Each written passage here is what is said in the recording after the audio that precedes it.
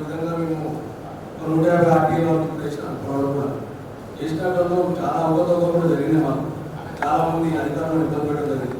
అన్నింటినీ కూడా మన కృష్ణారెడ్డి సార్ గారు అప్పుడప్పుడు మాకు సలహాలు కూడా ఇస్తుంటారు. ఫోన్లో అని వీలైతే అందరినీ కూడా కలిసి కూడా ఆఫీస్లో కూర్చొని మాట్లాడుకుని అప్డేట్ ఎలా చేయాలి, ఏ విధంగా వేయాలి అనే కార్యక్రమాలు చాలా వరకు మాకు సహాయం చేసిన వాళ్ళు.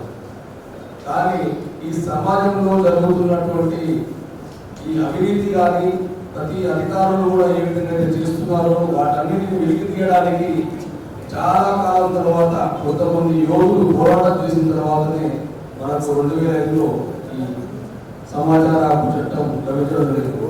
కానీ దీన్ని ఏ విధంగా సద్వినియోగం చేసుకోవాలి, ఏ విధంగా మనం ఆఫీసులలో మనం వాళ్ళని నిలదీయాలనే విధంగా మనం చూస్తే ఇప్పుడు చాలా మంది మనకు అవగాహన లేదు. కానీ ఇప్పటి వరకు మన సమాచార హక్కు వికాస సమితి వారు రాష్ట్ర స్థాయిలో, జిల్లా స్థాయిలో, మండల స్థాయిలో అనేక కార్యక్రమాలు నిర్వహిస్తున్నారు. కానీ మనమే వాటిని పార్టిసిపేట్ చేయట్లేదు. చాలా మంది మనం వచ్చే ప్రతి ఒక్కరం కూడా మనం తీసుకొస్తే ఈ వికాస సమితితో పాటు మన సమాచార చట్టాన్ని కూడా మనం అందరికి పరిచయం చేసిన వాళ్ళు అవుతాం. సమాజంలో అందరూ ముందుకు నడవడానికి ఉపయోగపడే విధంగా మనం తయారు చేసే వాళ్ళం అవుతాం.